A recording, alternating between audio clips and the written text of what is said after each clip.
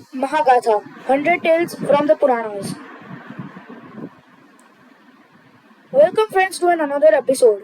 In the last episode, we learned that how did feminine agency started on earth and in heavens. How was Brahma not able to succeed? How was Brahma not able to succeed in making women? How did Mahadevi came? And what was the Ardhanarishwar form of Lord Shiva? In this chapter, we will hear that Shiva beheads Brahma. Chapter number 6, Shiva beheads Brahma. Emerging from Brahma's body, Manu was his son and Brahmi his daughter. But a curse is a curse, and it knows no ties. Once uttered, it becomes a part of natural law and must come to pass. Inexorable, as an arrow inching closer and closer, Narada spoke, and his word, like unripe fruit, had been waiting for the right reason. You shall desire that which must not be desired. The curse came into an effect now, as Brahma began desiring his own daughter Brahmi was a woman of exceeding beauty, and Creator became besotted with his own creation. His flesh was now craving his own flesh. As soon as Brahmi stood before him to pay her respects, she realized his intentions. His eyes were not exuding love, but lust, insatiable lust. The daughter immediately moved to Brahma's right to avoid his gaze. Lo and behold, a second head sprouted on that side of the god, so that he could continue looking at her. She shifted to his left, and a third head sprung forth. She moved again and stood behind him, and fourth head emerged there.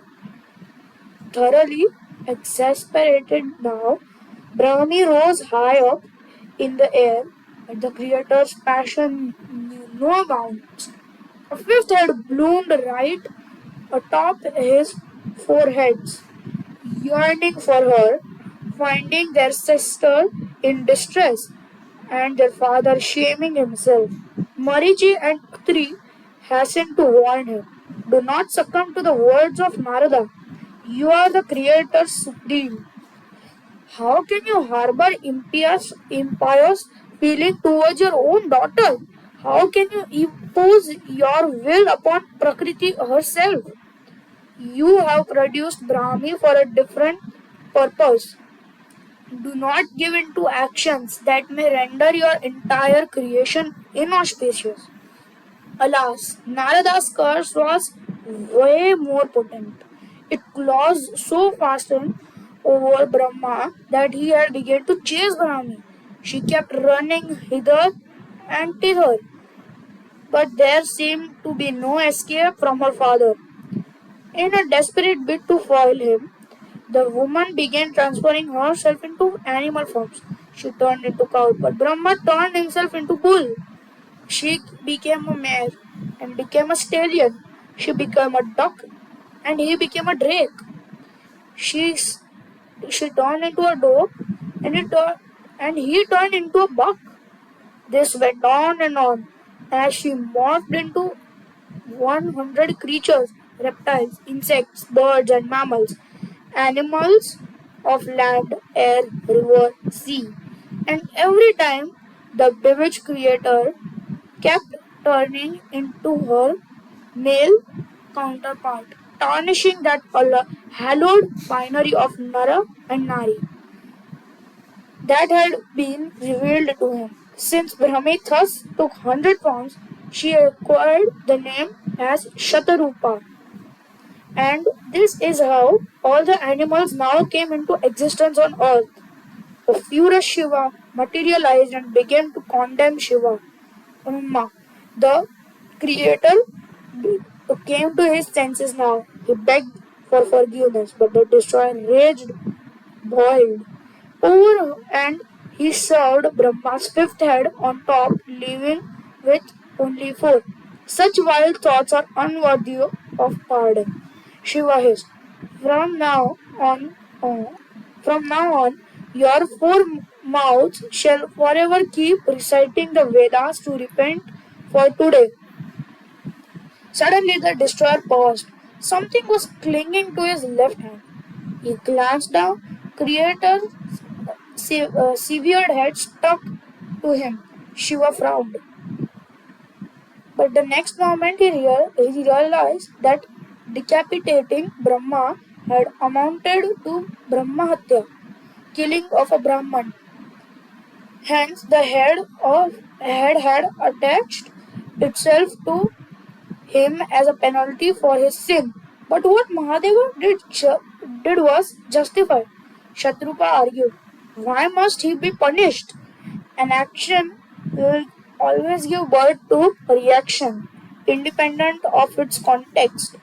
Atri explained, our father lusted because he was under the influence of a curse, and yet he paid the price. Similarly, Mahadeva too faces the consequences of his deed. No matter how valid the rules of Brahmand apply equally to all. The destroyer began roaming throughout the universe, now but found no remedy. The head remained stuck. Soon its flesh began to rot and fall, leaving only the bones. As Shiva wandered thus with a skull clinging to his hands, he earned the name as Kapali. Time passed and he set foot on earth. Suddenly, a miracle came past. At one place, the skull detached from his hand and fell on the ground. The god had been purged.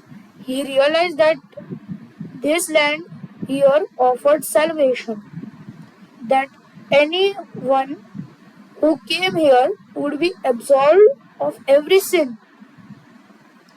The site became Kashi or Varanasi. Not long after, Manu and Shatrupa, in a pensive mood, clasping her gently, he lay her head on his heart. What ails you, beloved? I fear, replied the mother of mankind. I fear now to beget the female race. If a father can endanger his own daughter, who shall keep them safe? Who shall heal them if everyone wounds them? He remained silent, but she trembled. I fear now. I fear now to give them beauty, for men might disrobe them. I fear now to give them wisdom, for men might degrade. I fear now to give them choices, for men might disown them. I fear now to give them power, for my men to destroy them. She moved away from him. I fear, Manu. I fear. Thank you, friends, for listening this episode very keenly. For some late working news, this podcast is also available as a book as Mahagatha 100 Tales from the Puranas, written by Satyarth Nayak, and the publisher is HarperCollins. Our podcast is now also on Spotify. Thank you.